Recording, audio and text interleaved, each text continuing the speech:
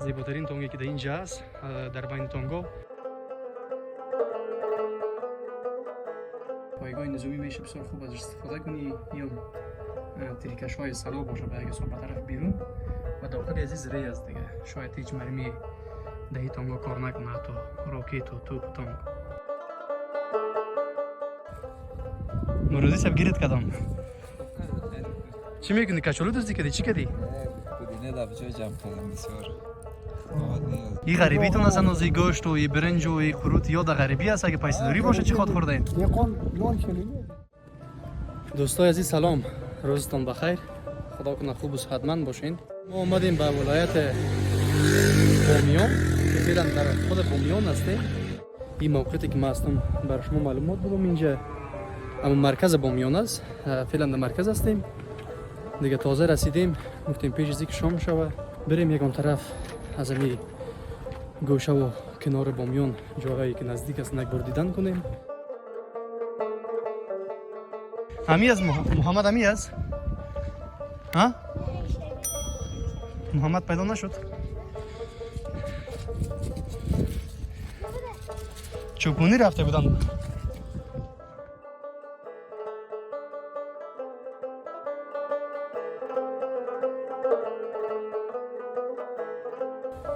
بالاخره آهسته آهسته به اون مقصد خود رسیدیم. هدف ما این بود که باید است بیایم به سر امی تپه‌ای که در عقب شهر بامیان موقع داره، اینجا در کنار قماندانی امنیه ولایت بامیان. اینجا تانگ‌هایی از دوره روس‌ها باقی مانده در بین زمین‌های زراعتی و کسایی هم که اینجا زمین‌هایشون است به خاطر کشت و کار ازش استفاده میکنن. این تانگ‌ها را بعضش رنگ‌آمیزی کردن که واقعا همین محیط را خیلی زیبا ساخته. دیگه میرویم نزدیک از تانگ‌ها ببینیم که چه رقم هستن، چگونه هستن. نمیفهم که دوستا اجازه میدن نمیتن، ولی کوشش میکنیم که بریم همین تانگ‌ها را از نزدیک یک بار ببینیم. این هم گل‌های کچولو است که واقعا این محیط را خیلی زیبا ساخته و در بین زمین‌های زراعتی این تانگ‌ها هستند. این تانگ‌ها هم هست دوره روس‌ها به یک حساب باقی ماندن بعد از اینکه روس‌ها بر افغانستان حمله کردند و شکست خوردن. تانگ‌هایشون تمام دار و ندار نظامیشون در افغانستان باقی ماند و فعلا هم اینا قابل استفاده نیستن، فقط همو اسکلتشون به یک حساب اگر بگوییم مانده بس خلاص. و این که چرا یا از زمین دور نمیشن نمیفهم چرا.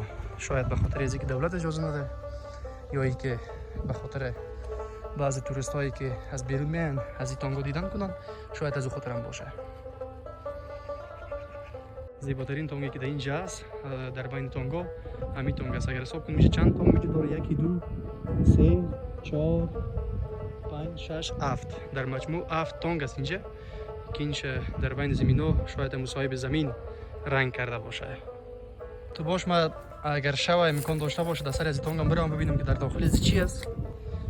اینی هم قسمت بلویی از تانگ است که غیر از زباله در داخل تانگ هیچ چیز دیگه نیست.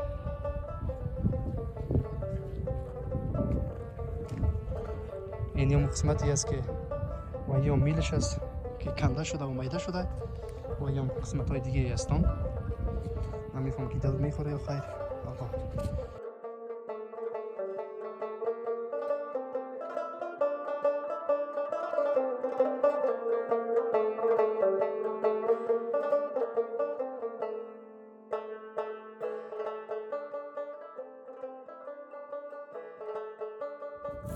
باش یک بار داخل میتونم داخل شویم که چی است. خدا کنه که کدام مین نباشه ولی ما را در داخل میتونم پرس کنه. کدام چیز خاصی نداره بغیر از جنگلی در داخل تونگ هیچ چیزی نیست. و مشتقا به خاطر بوزش اگر ازش استفاده کنن خلاص. اینجا از خاطر پایگاه نظامی میشه بسیار خوب ازش استفاده کنی یا تریکش های سلا باشه به اگه صبح طرف بیرون و داخل از ری است دیگه. شاید هیچ مرمی در این تانگا کار نکنه، حتی راکت و توپ و تانگ دیگه. از این تیرکش هایی که در 4 طرفش است به خاطر جنگ های نظامی خداوند دوباره جنگ در افغانستان نبیاره که از یا به خاطر قرارگاه ها یا پستی نظامی ازشون استفاده شود، ولی به غیر از او فکر نکنم دیگه کدام استفاده خاصی نداشته باشن. و به خاطر نمایش اینجا مانده شدن که نشان دهنده تاریخ کهن افغانستان را به یک سال نشان میده و ایام زیبایی های از کچولو در بیرونی هستند و همچنین ایام غروب آفتاب.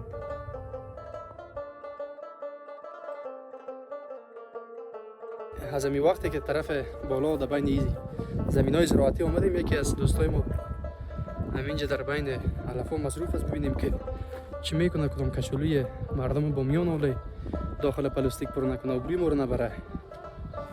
باش پیش برم که چی میکنه این مسلمان. من کامرا دور بدم. مرودی سب گیرت کدام. چی میکنی؟ کچولو دوستی کردی؟ چی کردی؟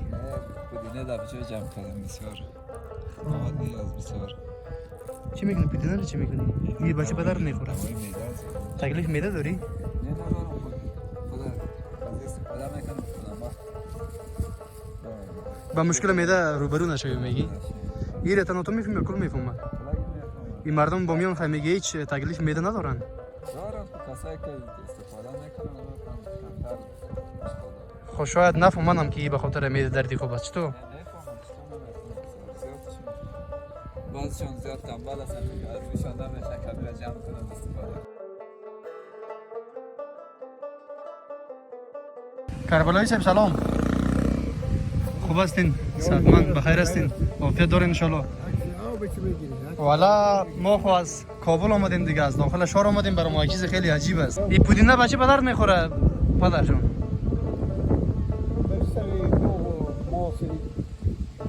خوشمزه میسازن نه؟ اسمتون چی است پدر؟ بله یا محمد. از این بامیان هستین؟ همیشه زندگی میکنین؟ چند سال شد؟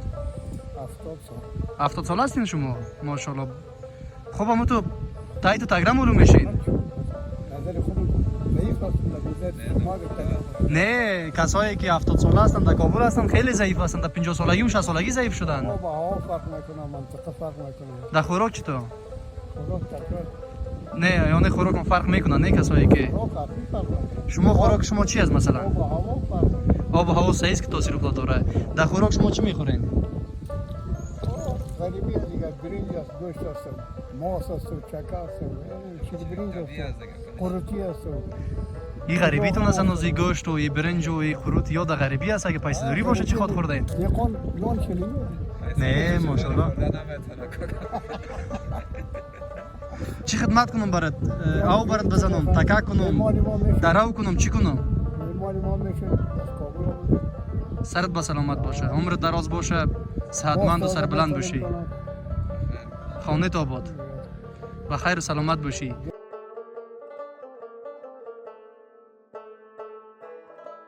غوری ازی در دل ما نبانه که بامیان آمدیم، پیش تانگا هم رفتیم، دم پیش می تانگ سرخ اما زیباترین تانگی که در اینجا است، پیش زو عکس نگرفتیم. اما تا آهسته آهسته در بین کردهای کچولو ما پیش میرم که نه کرد آسیب ببینه و نه کچولو خراب شوه.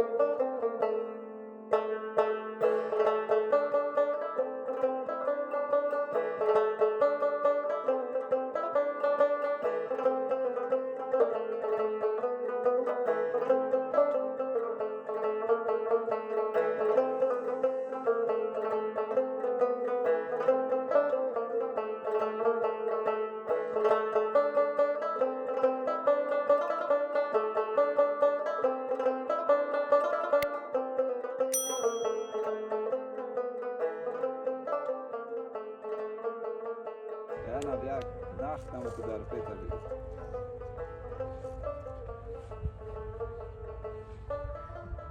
یا همه تا قاق گردنبر برات میتون سر شادی میکنن در پا بیست رو میگرن من سر آدم میکنن من سر حیات خود بازی کنم دستم تو اگه تو همونجا رفتیم برات صدق میدم برو نه شاهین کامرام شاهد هست برو نه من نمیتونم صدق میدم برو 1000 برات میدم برو نه من نمیتونم ایده‌ایم که مالال به دست آوردیم.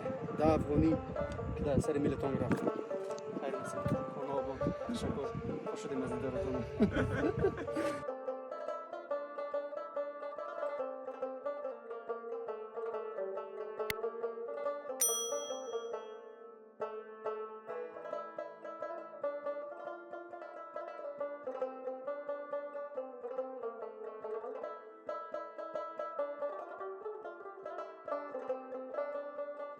دوستای عزیز،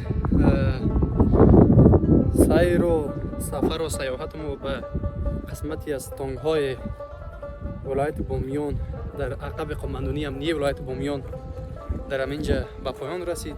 ویدیو را ختم میکنم. خدا کنه که کسایی که این قسمتی از بامیان را ندیده بودن برشان خوشایند بوده باشه. دیگه می تو پس و ایستا از مو قسمتی که اومدیم پس دوباره به طرف پایان میرویم.